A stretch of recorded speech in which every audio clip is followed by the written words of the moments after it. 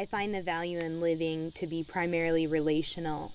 And, you know, I guess it's a gift from my grandmother in a lot of ways now that I think about it. She died recently, actually, and one of the last things that I remember her saying, well, two things that really struck me.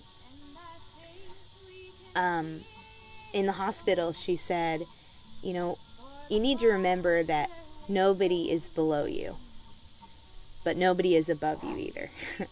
And I really, really loved that. And then she rallied and was able to go to my cousin's wedding, and I looked at her, and she arrived, and the nurse had put on her dress and done her hair and her makeup, and I just remember thinking she was the most beautiful thing I'd ever seen. And I walked up and I said, "Grandma, you look beautiful." And she said, "Megan, everything in life is beautiful." And that was something that really struck me, and I kind of walked away for a minute humbled by that statement, because if you're not going to trust an 87-year-old dying woman who says that without a hint of irony or skepticism, then who are you going to trust, you know? My grandmother was a second grade teacher, and anywhere we went, we couldn't go anywhere in public without her running into a student, you know?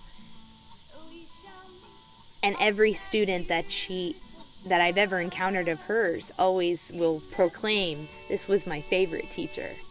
And I have to ask myself why. Because, quite frankly, I want to be the 87-year-old woman. I want to be her that can say everything in life is beautiful. I want to look at my students with that kind of affection. And I want to be the person that people say, "This was my favorite teacher." What does it take? What does it take to be that person? And all I can say is my experience of me with my grandmother. She made me feel like I was the most important person in the world.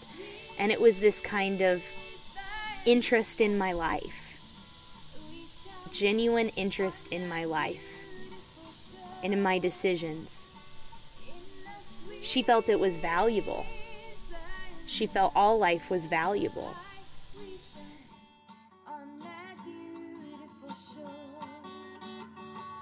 We shall meet on that beautiful